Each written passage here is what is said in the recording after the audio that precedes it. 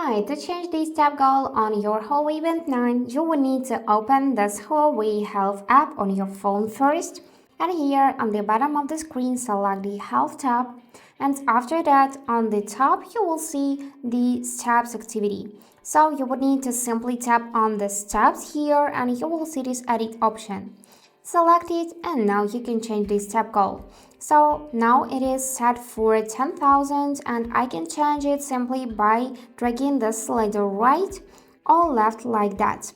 So let's make it 15,000 steps and here we can also set the weight goal. So just tap here and set your goal. But for now we are interested only in steps. So let's save the new goal using the save button. And here you will see the changes. And that's it for today. I hope this video was helpful and thank you for watching.